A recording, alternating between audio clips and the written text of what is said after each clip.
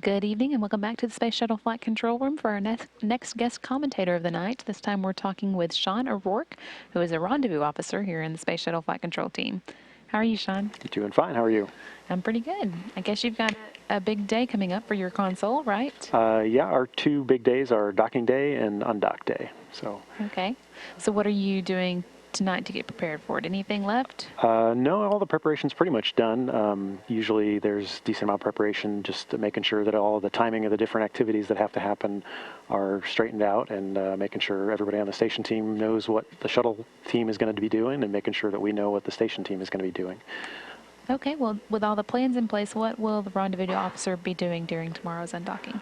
Well, our primary responsibility is, instead of being responsible for a piece of hardware or a system on the shuttle, our system really is the crew and the piloting task that they do. So tomorrow, the pilot, Doug Hurley, will be flying the undock and separation. And so he'll have his hand on the controller, and they'll push the undock button, and he will manually fly the separation out to about 650 feet or so.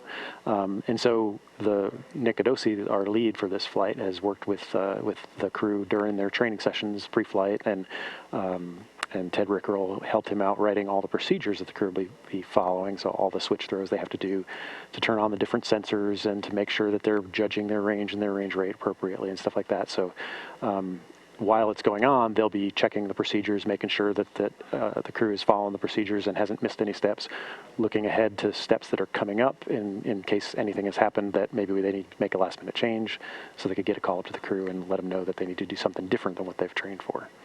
Okay. And now you mentioned the sensors they're going to be using. I guess they did a checkout of those today before they went to bed. Mm-hmm. Can you walk us through what some of those are? Well, we have a couple different sensors. For undock day, the primary sensors are, they have a handheld laser, which is kind of similar to what you might see a policeman standing on the side of the road aiming up the street is. This one's, it's probably an older model. It's a little heavier, but of course that's not a problem for them. That's our primary sensor. The other sensor that we use a lot on undock day is the TCS laser, which is out in the payload bay next to the docking mechanism.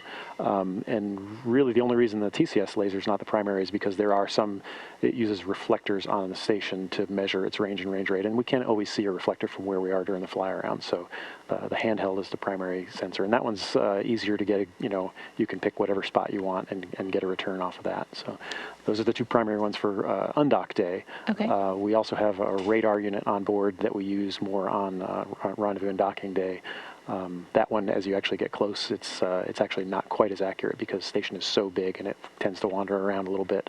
It makes you a little bit noisier reading. So. Okay, and I know they also always set up the centerline camera. Can you tell us about that? Right. So the sensors I mentioned before are primarily to give you how far away you are and whether you're closing or opening. The crew also will use, there's a camera mounted in the docking mechanism along the center line, and then there's also some cameras out in the payload bay, and the crews will use that to kind of get a lateral cue if they're drifting too far to the left, drifting too far right, or up or down. So that's more of a visual task, just kind of gauging, well, I think I'm pretty well centered, or I'm maybe drifting a little bit and need to correct for that. I guess you've probably done a few flights in the simulators, right, for rendezvous and Yeah, that's one of the more fun things about my job is you get the chance to fly the simulator of the shuttle. It's very different than flying, say, an airplane or something like that. Oh, really? I actually have never flown an airplane myself, but flying a spacecraft in space is more of a fine touch kind of a thing. Most of your time is spent drifting, and then you just make a minor correction, a change in velocity to the left or to the right or up or down. So it takes a little bit of patience, and it takes a little bit of practice to get used to what you expect, and it happens a lot slower. So. Well, and we've never had anything go terribly wrong with rendezvous or undocking, so I guess y'all must do a pretty good job getting the crews ready. Everything's been going great. Crews have been, it's a fairly tight docking window. You need to hit within about 3 inches left or right. And even though both spacecrafts are moving at orbital velocities over 17,000 miles an hour, the relative speed between them is actually very small. You're talking about a few inches per second. And so as long as you're patient and you know what to expect, then it's not too hard to do. Okay. Well, and I guess, let's see, tomorrow's fly around will be a little different. The station is going to be in a different position. Can you tell us a little bit about that? Right. Usually the station likes to keep its x-axis, its forward direction, in the direction of travel. Being the last fly around, so we usually fly around in the orbit plane, and so we tend to see the same views every flight. Being that this is our last fly around, we wanted to get some views of some of the hardware that's out on the trusses and look at the station from a slightly different direction. So as we separate out to 650 feet, the station is going to turn sideways 90 degrees, and then we're going to do a fly around of the station y-axis. So that'll give us some views we hadn't seen before. It'll be a nice different perspective, and we like to get a little look at some of the hardware they don't usually get to see. So instead of looking down the line of the modules, we'll look down the line of the truss. Right. And does that make much of a difference to pilot Doug Hurley as he's flying around? The piloting task is going to be pretty similar. He'll probably pick a reference point that he can use to get a good judge from minute to minute about his drift rate and that kind of a thing. Really, the only difference is that the TCS laser that uses the reflectors on the station exterior will see different reflectors, and there might be some blockage here or there that would be different than a normal fly around. But we took a quick look at that, and there didn't seem to be any blockages that lasted more than a minute or two. Okay. Well, tell us about how you got into this job. I graduated in 1990, and I guess I kind of lucked into this job. A lot of people around here grew up with the space program in their blood, and they just knew that this was what they wanted to do. I didn't really grow up with that so much as just a love of airplanes, and I wanted to work in the aerospace industry somewhere. I really kind of was thinking more in terms of jets or airplanes and stuff like that. But I happened to get a call to come down and interview down here, and I came down, and it seemed like a great job, and I've loved it ever since. So it has been a great job. Oh, it's been terrific. What have some of the highlights been? Let's see. I think when I came down here in 1990, and we had just, they had, before I got here, they had just deployed Hubble.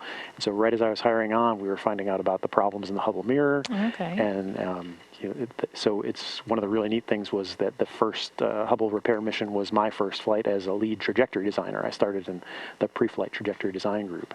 Ah. And so it was neat for me to be involved and have a hand in getting that fixed and having it turn out so well with all the great science that Hubble's had over the years. And since then, we've had 4 other Hubble repair missions, and I've had a chance to be involved in some way or another in every single one of them. So that's been a nice, rewarding thing for me, is to have had a hand in fixing Hubble and then keeping it going for so long, and helping it to become the great science instrument that it is.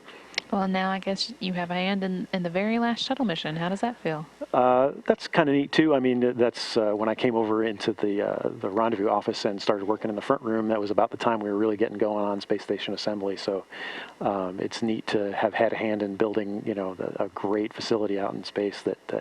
We're really on the ISS side. The focus has really been in getting the science hours up and letting the crew have lots of time to do some good science work and stuff like that. So it feels good to have had a hand in building that.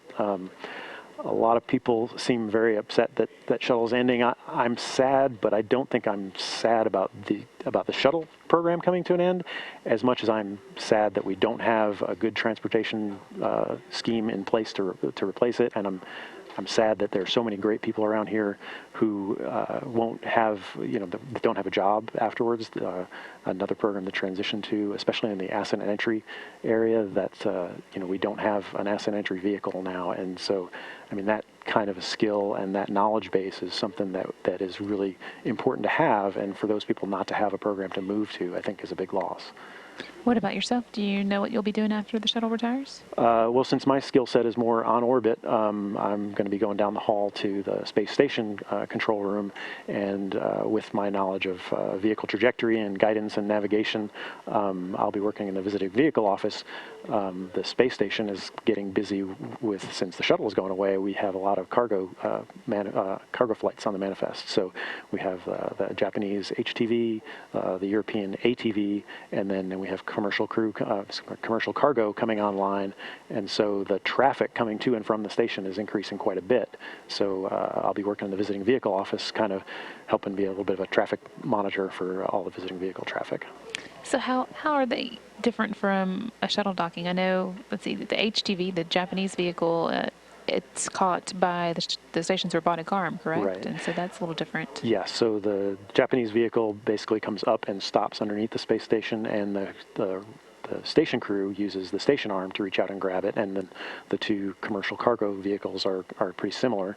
The ATV vehicle that Europe has built docks to the Russian ports. So does that make your job easier or harder to have that extra kind of element to it with the robotic arm? It's I don't know. Some parts are easier, some parts are harder. The knowledge of navigation and guidance systems and that kind of a thing. That is, it's pretty similar. Although these vehicles being built more recently have much more modern and systems. So it's kind of neat to get to see some of the more modern guidance systems.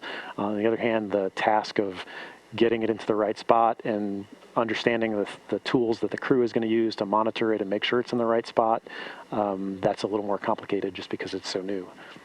But I guess it's nice to have something new to focus on. Sure, yeah. Anything that's a good technical challenge that's one of the things I've enjoyed about the shuttle job is the opportunity to be creative and use that great shuttle vehicle that we've managed to use it for things that nobody who built it ever thought that we would manage to use it for that. To design creative trajectories to solve problems. All right. Well, thank you so much for coming and talking with us. And I guess we'll all be watching tomorrow for the last undocking of the shuttle from the station. Yep, it'll be entertaining. It'll be a little sad, but like I said. All right. Well, thank you so much. Again, this was Sean O'Rourke, a rendezvous officer here in the Space Shuttle Flight Control Room. We're going to go next on NASA TV to today's Flight Day highlights. It'll be coming up at the top of the hour, and this is Mission Control Houston.